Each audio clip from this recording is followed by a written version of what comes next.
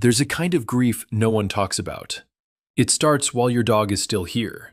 You notice the slower steps, the longer naps, the cloudy eyes, and suddenly love feels heavier because you can already feel the loss. If this is happening to you, you're not dramatic. You're not being negative. You're experiencing something very human and very real. There is a quiet moment most dog lovers recognize, but rarely admit out loud. It's when your dog is still alive, still eating, still wagging, and yet something inside you tightens. Maybe it's the way they take longer to stand up after lying down. Maybe it's the gray spreading across their muzzle. Maybe it's the subtle shift in energy during walks, when they look back at you more often, as if asking for reassurance. And instead of just enjoying the moment, you feel a wave of anticipatory sadness. Then comes the guilt. Why am I grieving when they're still here?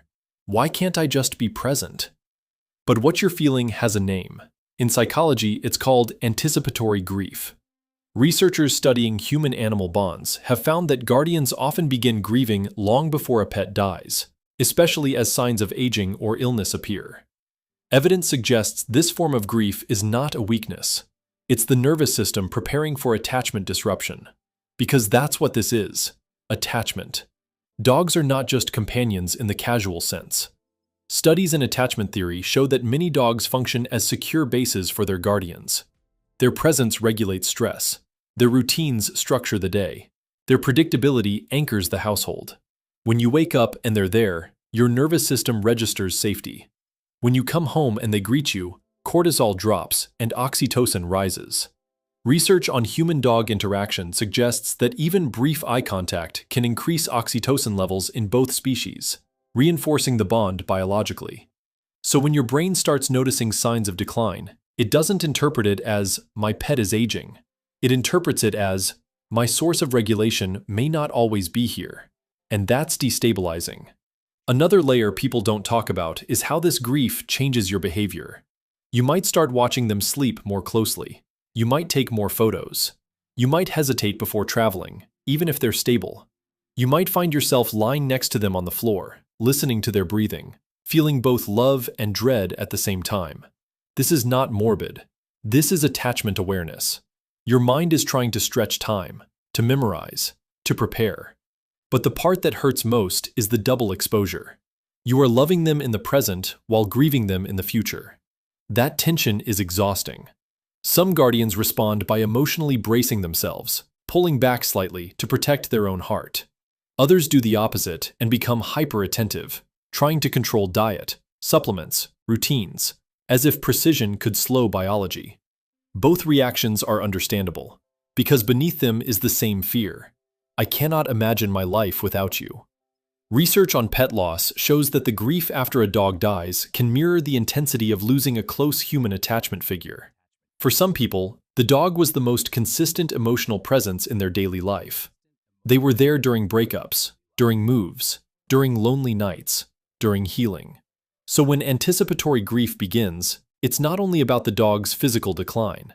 It's about the anticipated collapse of shared routines, the empty bed space, the silence at the door, the absence of being needed in that specific, familiar way.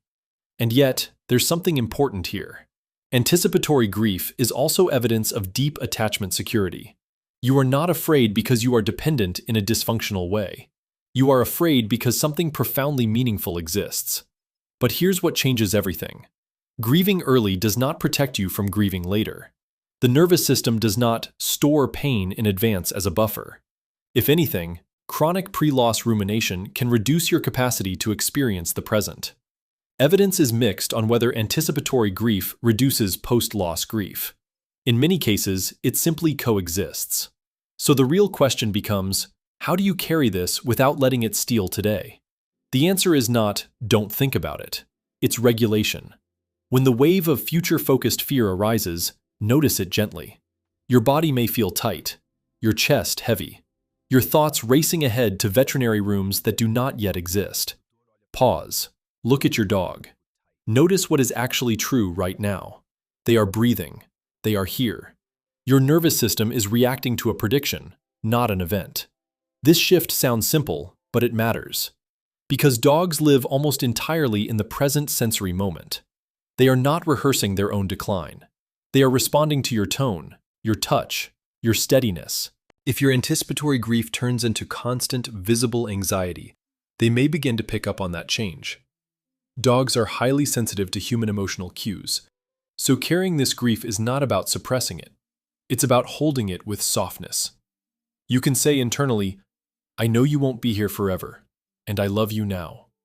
Both can coexist. If your dog shows sudden pain, behavioral shifts, or distress, always consult a veterinarian. Aging deserves medical support, not silent worry. And if your fear of losing them begins to dominate your life, isolate you, or trigger panic, speaking to a mental health professional is not overreacting. It's honoring the magnitude of this bond. Because this bond is real. You are not dramatic for feeling it. You are not weak for anticipating the loss. You are attached. And attachment always carries vulnerability. But maybe the goal is not to eliminate the grief that starts early. Maybe the goal is to let it remind you, gently, that this ordinary Tuesday walk, this slow climb onto the couch, this familiar weight against your leg, is already extraordinary. Love does not become more meaningful when time runs out. It is meaningful now. So instead of trying to outrun the grief, let it teach you how deeply you love. And then go sit beside your dog while they're still here.